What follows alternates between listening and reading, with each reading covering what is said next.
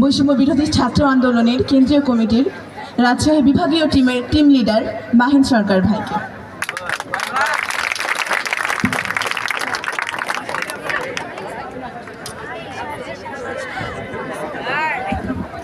আসসালামু আলাইকুম সবাইকে। আমি মোহাম্মদ মাহিন সরকার, শিক্ষার্থী, ঢাকা বিশ্ববিদ্যালয়।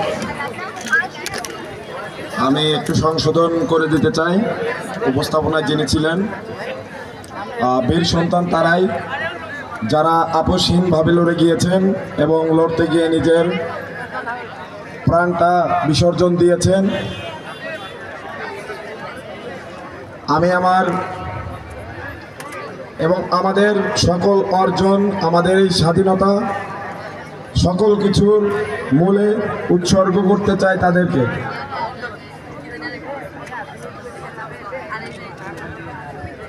আমরা যারা এইখানে দাঁড়িয়ে আছি, যখন আমরা চোখ বুজে স্মরণ করি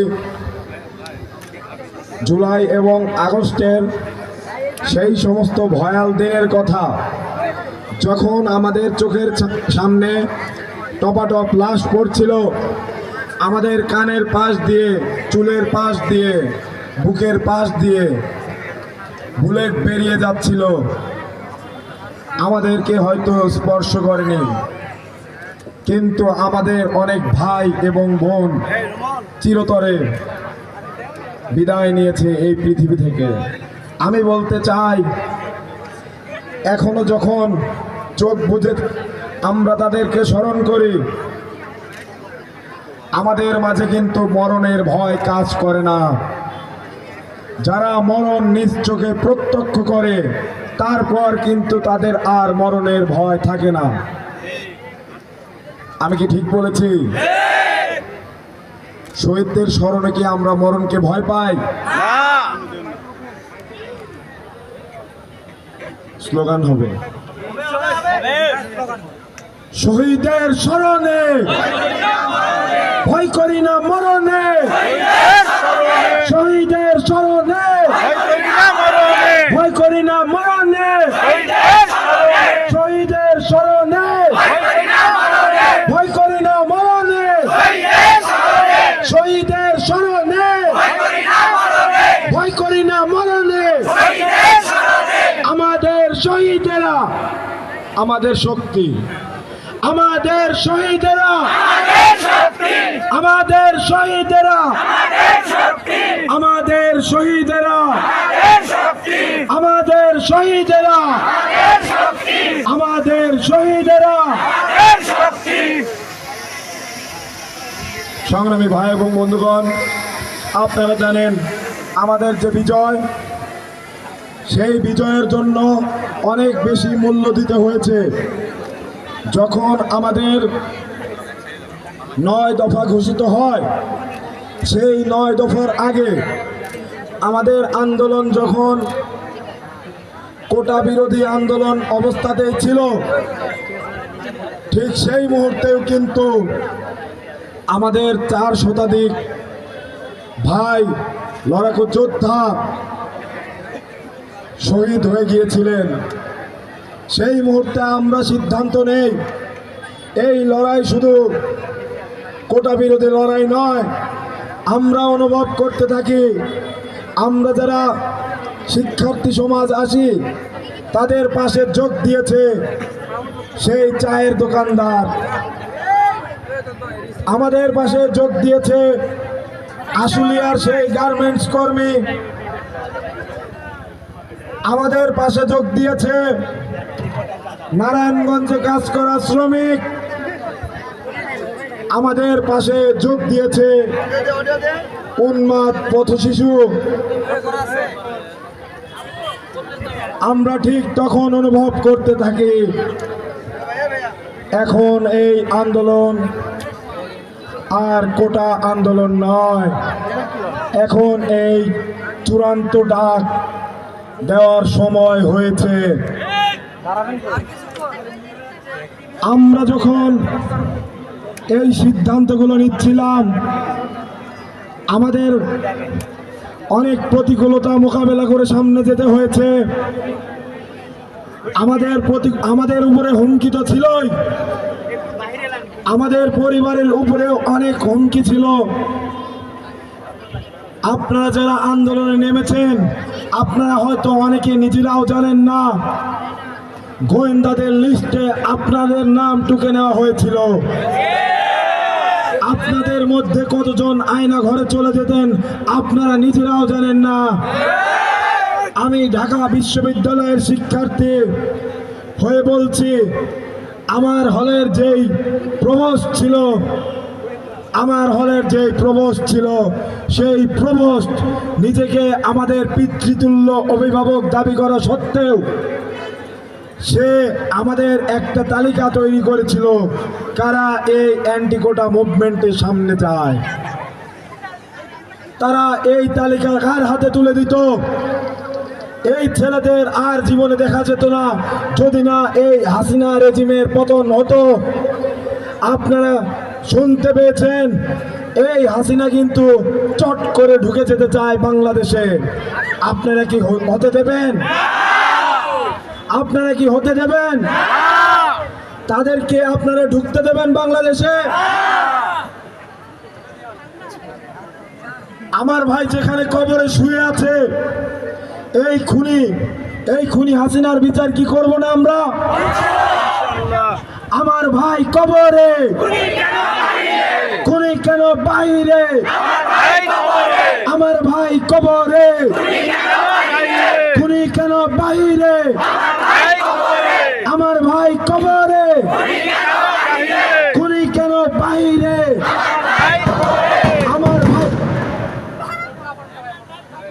আমার ভাই কবরে, খুনি কেন বাইরে? শহীদের চরণে ভয় করি না মরণে, জেগেছে রে জেগেছে, ছাত্র সমাজ জেগেছে, লেগেছে রে লেগেছে, রক্তে আগুন লেগেছে, দিয়েছি তো রক্ত, আরো দেব রক্ত, রক্তের বন্যা ভেসে যাবে অন্যায়। সংগ্রামী ভাই এবং বন্ধুগণ, আমরা এখানে এসেছি, আমাদের এখানে আসার উদ্দেশ্য হলো ঐক্যবদ্ধ নৌকা প্রতিষ্ঠা করা।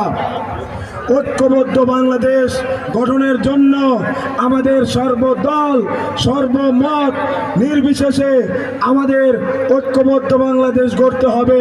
ঐক্যবদ্ধ বাংলাদেশ যদি আমরা এই মুহূর্তে না গড়তে পারি, তবে অন্য কোনো ফ্যাসিস্টের হাতে আবারও ক্ষমতা চলে যাবে।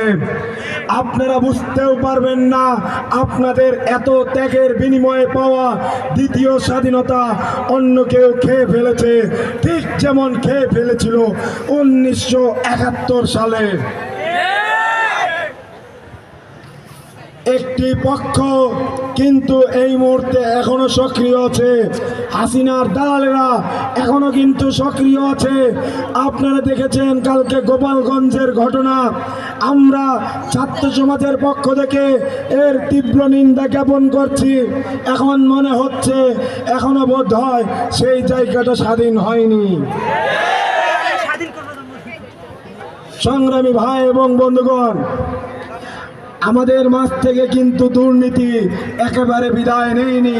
ফ্যাসিস্ট হাসিনা বিদায় নিয়েছে ঠিকই, কিন্তু আমাদের মাঝে তাদের দোসর এবং তাদের দালাল বিভিন্ন নামে আছে। এর পাশাপাশি বিভিন্ন পক্ষ কিন্তু আছে যারা আমাদের সমাজের মধ্যে মাদক ব্যবসা, সন্ত্রাস, রাহাজানি, চাঁদাবাজি এখনো চালিয়ে যাচ্ছে। আমরা কি তাদের বিরুদ্ধে অ্যাকশন নেব না? Action to action, action to action, action, সদরের অ্যাকশন, নিয়ামতপুরের অ্যাকশন, আত্রায়ের অ্যাকশন, বদলগাছির অ্যাকশন, মধেপুরের অ্যাকশন, পত্নীতলার অ্যাকশন, ধামইরহাটের অ্যাকশন, সাভারের অ্যাকশন, বর্ষার অ্যাকশন, রানীনগরের অ্যাকশন, মান্দার অ্যাকশন, ছাত্রদের action, action to action, action. সংগ্রামী ভাই এবং বন্ধুগণ, আপনারা দেখেছেন সামাজিক যোগাযোগ মাধ্যমে, আপনারা দেখেছেন মেইন স্ট্রিম মিডিয়াতে আমাদের যে এই আন্দোলনের ঢেউ, আমাদের যে এই বিপ্লবের ঢেউ, এই ঢেউ কিন্তু বাংলাদেশের গণ্ডি পেরিয়ে ভারতবর্ষ পেঁচিয়ে পাকিস্তান অবধি চলে গেছে। আমরা বিশ্বাস করি আমাদের এই আজাদির ঢেউ কাশ্মীর স্পর্শ করে ফিলিস্তিন অবধি পৌঁছবে। ইনকিলাব জিন্দাবাদ, ইনকিলাব জিন্দাবাদ। সংগ্রামী ভাই এবং বন্ধুগণ, আমাদের রাষ্ট্র পুনর্গঠনের আগেই আমরা চাই যে খুব দ্রুততম সময়ের মধ্যে এই একবিংশ শতাব্দীর সবচেয়ে ভয়ঙ্করতম ফ্যাসিস্ট, সবচেয়ে ভয়ঙ্করতম ডিক্টেটর, সবচেয়ে ভয়ঙ্করতম রক্তচোষা খুনি হাসিনার ফাঁসি কার্যকর করা হোক।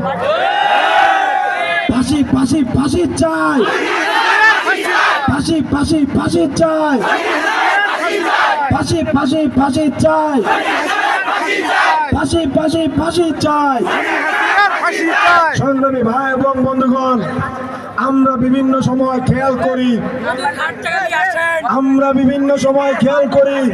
আমাদের এই আন্দোলনের কৃতিত্ব শুধু একটা পক্ষকে দেওয়া হয়।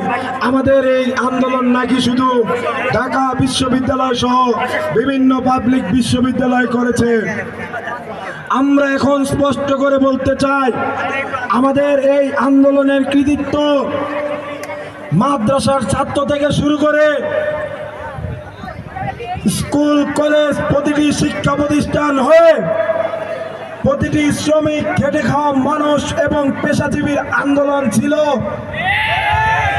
এজন্য এই আন্দোলন গণ অভ্যুত্থানের রূপ নিয়েছে। কখনো কোনো একটা পক্ষের কৃতিত্বে কোনো আন্দোলন সফল হতে পারে না। সংগ্রামী ভাই এবং বন্ধুগণ, এই মুহূর্তে আমরা বিভিন্ন জায়গায় সমন্বয়ক খেলা দেখছি। আমাদের কাছে অভিযোগ এসেছে যে সমন্বয়ক খেলা চলছে এই নৌকাতেও। তারা নিজেদের মতো কমিটি দিচ্ছে, তারা অনেক জায়গায় গিয়ে চাঁদাবাজি করছে, তারা নির্দিষ্ট করে গোষ্ঠীর পক্ষের হয়ে কাজ করছে। আমরা বলতে চাই, এই সমস্ত কমিটি সকল কিছু অবৈধ। এই মুহূর্তে বাংলাদেশে কোনো সমন্বয়কের প্রয়োজন নেই। এই মুহূর্তে বাংলাদেশে প্রয়োজন ভলেন্টিয়ার। আমি সেই সমস্ত ভলেন্টিয়ার ভাইদেরকে একত্রিত করার জন্য আমরা এইখানে এসেছি। সংগ্রামী ভাই এবং বন্ধুগণ, সন্ধ্যা হয়ে যাচ্ছে, অনেকের বাসায় ফিরতে হবে। আমি আর আমার বক্তব্যকে খুব বেশি দীর্ঘায়িত করতে চাচ্ছি না, কিন্তু কিছু কিছু কথা স্মরণ করতে হয়, কিছু কিছু ঘৃণা বাঁচিয়ে রাখতে হয়। যখন 15 তারিখ ঢাকা বিশ্ববিদ্যালয়ে আমাদের উপর আক্রমণ করা হয়, আমার মাথা ফাটিয়ে দেওয়া হয়, আমার মুখ ফাটিয়ে দেওয়া হয় ছাত্রলীগের সন্ত্রাসীদের দ্বারা। তারপর যখন আমি ঢাকা বিশ্ববিদ্যালয় মেডিকেল সেন্টারে গিয়ে ভর্তি হওয়ার পর দেখি সেই মেডিকেল সেন্টারে আমাকে শনাক্ত করা হয়েছে এবং সেইখানে আমাকে মেডিকেলের ভেতর হত্যা করার জন্য তারা চাপাতি, রামদা, হকি স্টিক সহ হাসপাতালের ভেতরে প্রবেশ করছে। কোনো মতে আমি আমার প্রাণটি নিয়ে সেখান থেকে পালিয়ে আসতে পারি। যখন সেখান থেকে বেরিয়ে বুয়েটের একটি হলের কোণার মধ্যে গিয়ে আমি অবস্থান করছিলাম, তখন একটি নিউজ চ্যানেল থেকে আমাকে আহ্বান জানানো হয় যে আমি যেন তাদের সাথে কথা বলি, অনলাইন মিটিংয়ে যুক্ত হই। সেই সময় যুক্ত হয়ে দেখি আমার সাথে কথা বলছে, টকশোতে জয়েন হয়েছে একটি দালাল, যে কিনা দাবি করে মুক্তিযুদ্ধের প্রকৃত চেতনা সে একাই ধারণ করে, আর কেউ ধারণ করে না।